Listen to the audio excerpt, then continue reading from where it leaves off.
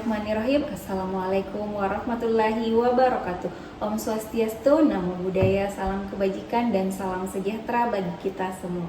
Perkenalkan, saya Nurse Rodiah Ilham, STRKEP, MTRKEP, salah satu dosen tetap pada program studi D3 Keperawatan Fakultas Sains dan Kesehatan di Universitas Andi Sudirman. Pada kesempatan ini saya akan menjelaskan salah satu mata kuliah yang saya ampuh, yakni mata kuliah Keperawatan Medikal Bedah 1. Mata kuliah ini merupakan salah satu mata kuliah yang saya ajarkan pada semester ganjil dengan bobot 3 SKS, 2 SKS teori, dan 1 SKS praktik. Ya, berikut deskripsi singkat mata kuliah Keperawatan Medikal Bedah 1 yang saya akan ajarkan, yaitu merupakan mata kuliah keperawatan dasar yang berfokus pada pemberian asuhan keperawatan holistik kepada pasien dewasa yang mengalami gangguan fisiologis akibat penyakit atau trauma.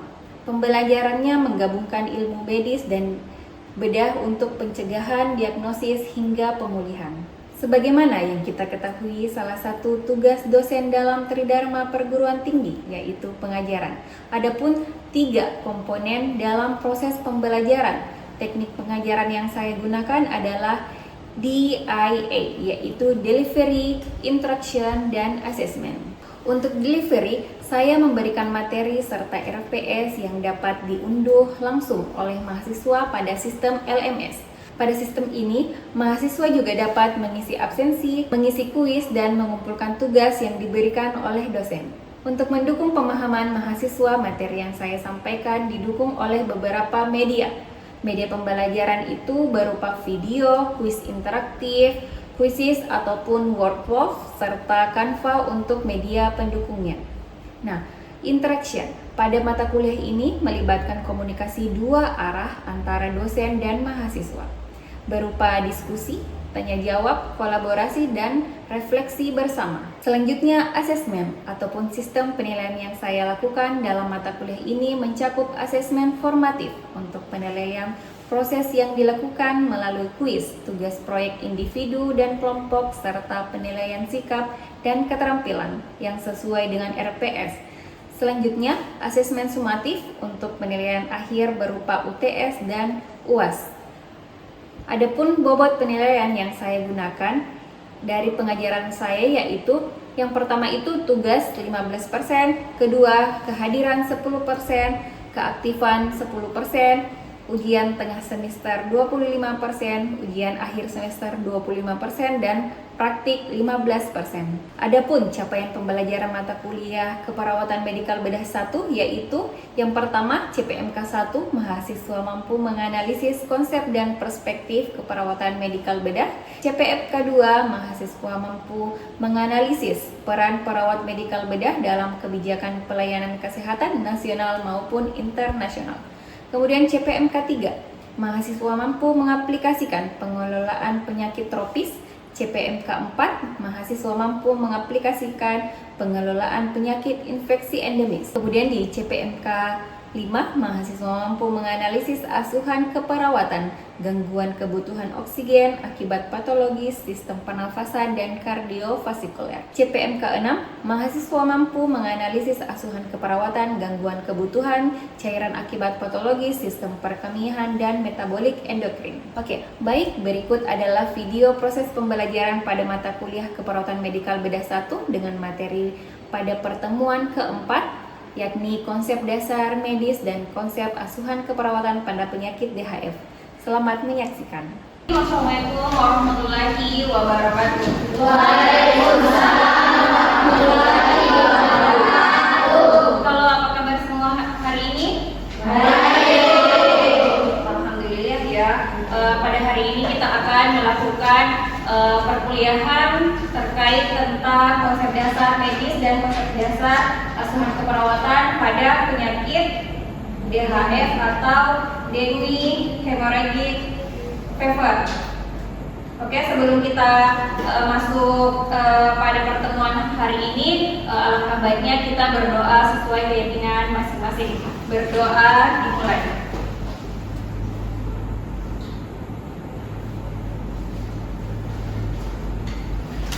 Berdoa selesai. Oke, kita absen dulu ya. Andi Fadila. Oke. Adelia Safitri. Ahmad Fatir. Amanda Lestari. Tidak ada Andini. Astiananta. Auliana Putri. Dinda. Elma Safitri. Gilsri. Irmayanti. Yusmina. Kiki Karmila. Lutfia Syafira. Mariska Amanda. Mawar Aprilia. Melda Sari Ruslan. Melani Putri. Kemeli. Mukastilatul Adila. Oke, terima kasih ya. Oke, kita lanjut. Pada kesempatan hari ini kita akan membahas tentang materi penyakit DHF atau Deni Hemorrhagic Fever. Sebelumnya saya akan mereview materi sebelumnya ya, di pertemuan ketiga minggu ketiga kemarin yang membahas tentang, masih ada yang ingat? Ya, minggu kemarin kita membahas tentang apa?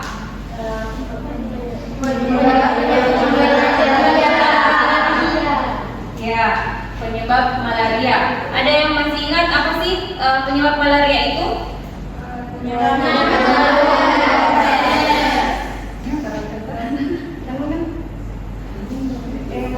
Membacanya itu ya. Oke, saya ulang ya. Ada yang masih ingat enggak apa sih penyebab penyakit malaria itu? Betul ya, nyamuk Anopheles. Kalau yang tanda dan gejalanya nomor 1, yang pertama apa? Ya, yang pertama apa? Oke, yang kedua? Yang ketiga? Oke, selanjutnya? Oke, selanjutnya? Lagi? Lagi? Oke, setelah mereview pertemuan sebelumnya, saya bacakan dulu untuk sub CPMK pada hari ini. Adapun sub CPMK pada hari ini yang itu yang pertama, mahasiswa mampu mengklasifikasikan yang termasuk penyakit tropis. Yang kedua itu mahasiswa mampu menjelaskan konsep dasar medis dan konsep asuhan keperawatan pada penyakit DHF. Yang ketiga itu mahasiswa mampu mengimplementasikan asuhan keperawatan pada penyakit DHF. Nah, itu tadi capaian materi pada hari ini. Kemudian kita masuk pada materi konsep dasar medis dan konsep asuhan keperawatan pada penyakit DHF atau Deni Hemorrhagic Fever. Oke, definisi DHF. Deni Hemorrhagic Fever atau biasa disebut dengan DHF merupakan penyakit infeksi virus akut yang disebabkan oleh virus Dengue yang biasanya menyerang anak-anak maupun orang dewasa. Kemudian etiologinya, DHF ini disebabkan oleh virus Dengue. DHF ditularkan melalui gigitan nyamuk Aedes aegypti yang merupakan vektor utama penyakit DHF. Nah, adapun patofisiologinya, nyamuk Aedes aegypti ini yang terinfeksi akan membawa virus Dengue dan menggigit manusia. Kemudian virus Dengue ini masuk ke dalam tubuh dan beredar dalam pembuluh darah bersama darah. Virus ini kemudian bereaksi dengan antibodi yang mengakibatkan tubuh mengaktifasi dan melepaskan C3 dan C5. Akibat dari pelepasan zat tersebut, tubuh ini mengalami demam, pegal, dan sakit kepala, mual, ruam pada kulit. Oke, adapun klasifikasi dari penyakit DHF ada 4 derajat ya. Derajat pertama itu ditandai dengan demam disertai gejala tidak khas, yang satu-satunya manifestasi perdarahan yang bisa dilakukan dengan uji bendung atau uji Tourniquet. Nah, pada derajat 2 itu seperti derajat 1 disertai perdarahan spontan di kulit dan ataupun perdarahan lain. Oke, pada derajat 3 itu didapatkan kegagalan sirkulasi, yaitu dari cepat dan lambat, tekanan darah turun hingga 20 mm air rasa atau di bawahnya berkurang. Kemudian ada hipotensi, cyanosis di sekitar mulut, dia dingin, lengkap dan anak tanpa gelisah. Kemudian pada derajat keempat itu terjadi shock berat atau profound shock.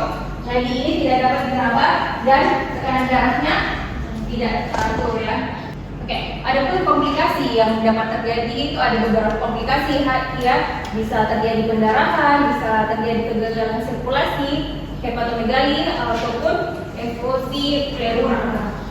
Ada beberapa pemeriksaan petunjuk yang dapat dilakukan. Yang pertama itu pemeriksaan laboratorium, biasanya dilakukan hematologi, serologis, dan pemeriksaan laboratorium radiologi ya. Nah, ada beberapa penata laksanaan yang bisa dilakukan. Ada penata laksanaan DHF tanpa shock, berikan banyak minuman, melakukan klarit, dan diberikan paracetamol. Nah, kemudian diberikan pemberian cairan infus RL atau asetat dan pantau TTV atau diuresis setiap jam. Nah, pada pelaksanaan DHF dengan shock itu diberikan oksigen 2 sampai 4 liter per menit secara nasal. Dan kemudian berikan 20 ml kristaloid atau RL asetat jika tidak menunjukkan perubahan klinis. Ulangi pemberian kristaloid secepatnya. Selanjutnya itu diberikan transfusi darah jika hematokrit atau hemoglobin atau HB menurun. Jika terdapat perbaikan klinis jumlah cairan dikurangi secara bertahap. Dan hentikan cairan intravenous setelah 36 sampai 48 jam. Nah, kita masuk di konsep dasar keperawatan. Tadi kan konsep medisnya ya, konsep medis dia ini hemorrhagic fever. Kemudian kita masuk di konsep dasar keperawatan. Seperti biasa pada konsep dasar keperawatan itu kita melakukan 5 ya. Pertama itu ada pengkajian, kemudian menentukan diagnosa, intervensi, implementasi, dan evaluasi. Nah, ini adalah contoh kasus asuhan keperawatan pada Tuan F dengan diagnosa medis DHF di ruang perawatan Matahari di Rumah Sakit Umum Tangerang Warna. Nah, ada beberapa pengkajian yang dilakukan. Yang pertama itu ada biodata. Setelah dilakukan pengkajian pada Tuan F di ruang perawatan Matahari, diperoleh data sebagai berikut. Nama pasien itu Tuan F, umurnya 18 tahun. Kemudian riwayat penyakit terdahulu pada pasien mengatakan sebelumnya belum pernah menderita penyakit DHF, dan riwayat kesehatan keluarganya itu dia mengatakan bahwa di dalam keluarganya tidak ada yang menderita penyakit menular atau menurun. Nah, pada pembagian riwayat kesehatan lingkungannya, pasien mengatakan lingkungannya berdekatan dengan sungai yang dijadikan sebagai pembuangan sampah. Jadi ini adalah beberapa pengkajian yang dilakukan. Berarti sudah jelas ya di riwayat kesehatan lingkungannya itu bahwa pasien ini lingkungannya berdekatan dengan sungai yang dijadikan sebagai pembuangan sampah, yang mana di sungai dan pembuangan sampah itu banyak jentik-jentik nyamuk Aedes aegypti yang bisa menularkan penyakit DHF pada seseorang. Nah, kita masuk di pengkajian pola kesehatan fungsional. Yang pertama yang dikaji itu adalah pola persepsi dan pemeliharaan kesehatan. Nah, di sini ada pola nutrisi, frekuensi, jenis porsi, dan keluhan pasien sebelum sakit dan setelah sakit. Kemudian ada pola eliminasi yang dikaji itu BAB dan BAK-nya, frekuensi, konsistensi BAB-BAK-nya, warnanya, dan keluhan sebelum dan setelah sakit pasien. Nah, ini ya frekuensi DAK, jumlah urinnya berapa, warnanya, keluhannya apa sebelum dan setelah sakit. Kemudian pola aktivitas dan latihan sebelum dan setelah sakitnya, bagaimana makan dan minumnya pasien, bagaimana toiletingnya, bagaimana berpakaian pasien, mobilitasnya pasien, apakah dibantu atau tidak. Oke, kemudian istirahat, pengkajian istirahat dan tidurnya pasien sebelum sakit itu berapa berapa jam per hari tidurnya pasien sebelum sakit dan setelah sakitnya berapa jam. Oke, pada pola kognitif yang dilihat itu perseptualnya sebelum sakit dan setelah sakitnya pasien bagaimana, apakah dia bisa berbicara dan mengerti pembicaraan, pendengaran terbaik atau tidak. Oke, untuk pengkajian pola persepsi konsep diri. Konsep diri itu apakah pasiennya bersyukur atau tidak, atau mengatakan ingin cepat sembuh penyakitnya sehingga bisa pulang kumpul bersama keluarga. Oke, pola hubungan peran sebelum sakitnya bagaimana pola hubungan peran pasien, kemudian pola seksual reproduksinya seperti apa, mekanisme copingnya seperti apa. Nah, di sini kita masuk di pemeriksaan fisik. Tanda-tanda vitalnya pasien, mulai dari kesadarannya dari pasien ini dia masuk di komposmotif ya, dengan tekanan darah 115 per 84 mm kali per rasa, dan nadi 81 kali per menit, pernapasan 20 kali per menit, dan suhu 37,9 derajat Celcius. Oke, ini pemeriksaan fisik yang bisa dilakukan. Yang pertama itu pemeriksaan kepala, kemudian kedua itu muka, pemeriksaan leher, pemeriksaan toraks atau dada, pemeriksaan abdomen, pemeriksaan genitalia, ada rektum, dan pemeriksaan serenity. Nah, pemeriksaan penunjang tadi ada hematologi, hemoglobinnya berapa, leukositnya berapa, eritrositnya, hematokrit, dan trombositnya. Itu adalah pemeriksaan penunjang yang bisa menunjang sebelum kita menemukan diagnosa. Oke, kemudian ada pun beberapa terapi medis yang diberikan kepada pasien, itu dexamethasone melalui intravena atau IV, pemberiannya 3 kali 2 hari. Kemudian dikonsumsi 1 kali 1, paracetamol 500 gram 4 kali 1 melalui oral. Kemudian pemberian infus RL 20 tetes per menit melalui intravena. Nah, ada beberapa data fokus yang diambil dari pasien itu subjeknya terlihat mengatakan badannya demam tinggi sejak 4 sampai 5 hari yang lalu, dan dia mengatakan merasa pusing, merasa mual, merasa nyeri pada area substansialnya. Nah, PPMST-nya infeksi virus, terasa cekit-cekit, daerah yang nyeri itu pada daerah persendian, kemudian skala nyerinya 3. Dan data objektifnya kulit merah, teramat hangat, nampak lemah. Pasien yang nomor ini surveinya 37 derajat Celcius, tekanan darahnya 115, nadi SpO2 97%. Nah, ini analisa datanya. Diagnosa yang diangkat itu yang pertama ada hipertermia, kemudian yang kedua itu nyeri akut. Nah, ini ya diagnosa perawatan hipertermia berhubungan dengan proses penyakit, dibuktikan dengan suhu tubuh di atas nilai normal dan kemudian. Nah, yang diagnosa kedua itu nyeri akut berhubungan dengan agen pencedera biologis, dibuktikan dengan klienam, pemerinis, dan pembalut. Kemudian setelah diagnosa ada intervensi. Ya, intervensi ada SFKI setelah dilakukan tindakan perawatan selama 3 kali 24 jam, maka dalam regulasi membaik dengan kriteria hasil suhu tubuh pasien membaik dan suhu kulitnya membaik. Ini ya beberapa intervensi yang akan diimplementasikan.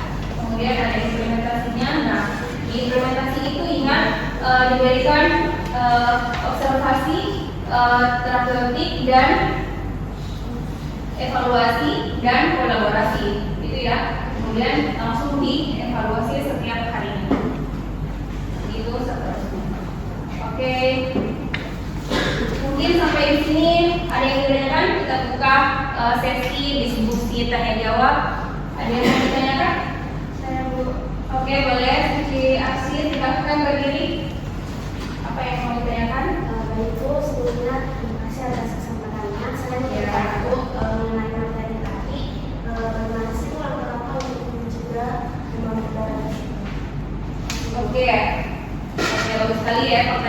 selanjutnya, langkah-langkah untuk mencegah DHF ya atau demam berdarah itu tadi ada yang dikatakan gerakan 3M plus. Nah, yang dikatakan itu menguras, menutup, mengubur, dan menghindari gigitan nyamuk. Oke, nah menguras itu apa sih yang dikuras? Ada yang tahu? Apa sih yang dikuras? Ya, membersihkan, seperti misalkan membersihkan gentong, membersihkan penampungan air yang ada di rumah. Kemudian menutup. Yang ditutup apa? Ya, tutup rapat semua wadah penyimpanan air agar nyamuk tidak bisa masuk dan bertelur. Kemudian mendaur ulang, memanfaatkan kembali atau mengubur ya, atau membuang barang bekas yang berpotensi menampung air atau genangan air. Jadi kalau misalkan ada kaleng-kaleng bekas, kita bisa langsung kubur saja. Atau apa ya, itu tempurung kelapa itu juga bisa menjadi wadah jentik nyamuk untuk bersarang. Jadi kita kubur saja. Oke, kemudian langkah plusnya itu menambahkan perlindungan atau lengkapi tindakan pencegahan di atas dengan menggunakan lotion anti nyamuk atau memasang kelambu ya, biar kita aman dari gigitan nyamuk, terutama nyamuk Aedes aegypti. Ada lagi yang mau ditanyakan? Oke, silakan. Baik Bu, terima kasih atas kesempatan yang diberikan. Ya. Pertanyaannya adalah kapan waktu puncak nyamuk Aedes menggigit manusia? Oke, bagus ya pertanyaannya.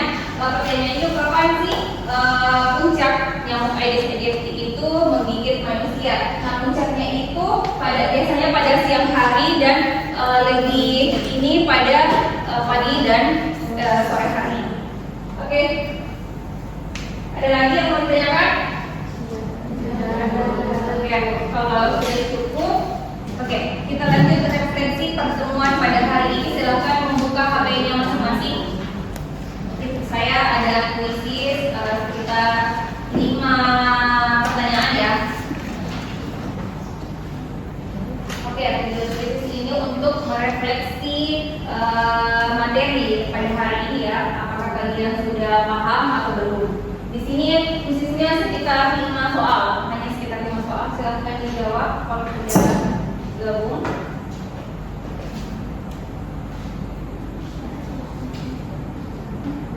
Oke, saya mulai ya. Siapa yang belum gabung bisa gabung kok.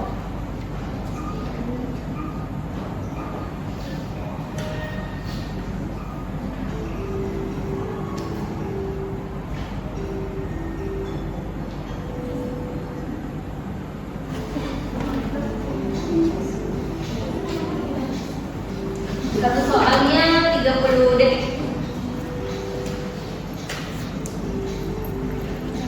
Soal pertama, apa definisi atau pengertian utama pada penyakit DHF? Mudah kok soalnya.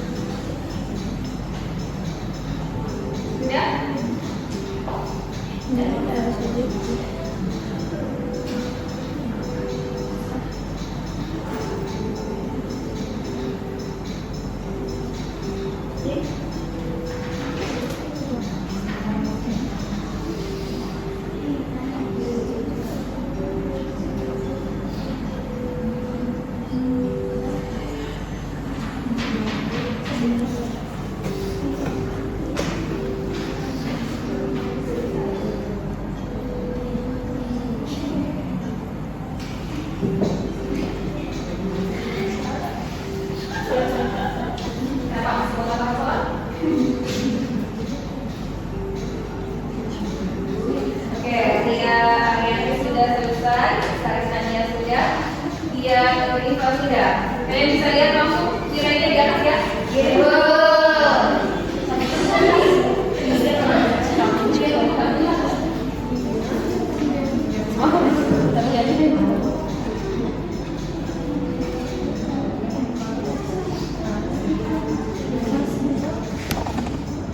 Oke, Nur Farah Fadila.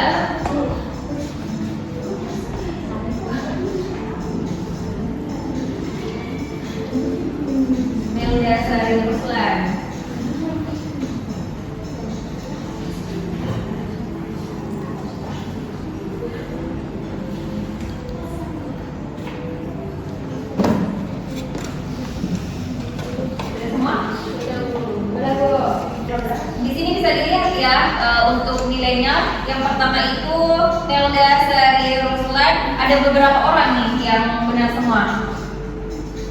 Ada Mendasari Ruslan, Farah Fadila, Ria Arianti, Saritania, Suci Arsi, dan siapa tuh yang di bawah? Tia Nurifa. Mungkin bisa diberi aplaus untuk teman-teman. Terima kasih ya sudah dijawab. Saya alias tadi ya khususnya. Oke. Setelah kita tulis, mungkin ada salah satu temannya yang bisa menyebutkan materi pertemuan pada hari ini. Silakan, boleh? Silakan. Serial. Oke, silakan. Baik, saya akan menyimpulkan materi yang juga dijelaskan, yaitu DHF adalah penyakit infeksi virus akut yang ditularkan melalui gigitan nyamuk Aedes aegypti. Selanjutnya dengan gejala demam tinggi mendadak 2-7 hari, manifestasi pendarahan seperti teumiflit positif, PTP, mimisan, dan nyeri otot. Nah, adapun diagnosa keperawatan yang dapat muncul adalah nyeri akut, hipertermi, dan risiko shock. Selanjutnya pencegahan yang dapat dilakukan yaitu program pencegahan penyebaran nyamuk melalui metode 3M, menguras, menutup, mengubur, dan Jentik. Oke, terima kasih ya untuk kesimpulan pada hari ini. Sebelum saya tutup, saya akan berikan tugas terkait materi ini. Silahkan dicatat. Nah, tugas kelompok ya. Nah, tugasnya itu buatlah kelompok yang berisi 4-5 orang. Lalu buatlah studi kasus yang ada di sekitar kalian yang mengangkat kasus DHF dengan membuat laporan pendahuluan yang berisi konsep dasar medis dan konsep asuhan keperawatan beserta kasus asuhan keperawatannya. Itu ya, bisa dicatat.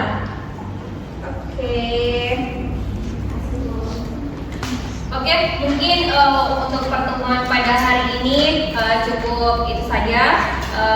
Saya ucapkan alhamdulillahirabbil alamin. Saya tutup dengan ucapan wabillahi taufik wal hidayah. Wassalamualaikum warahmatullahi wabarakatuh.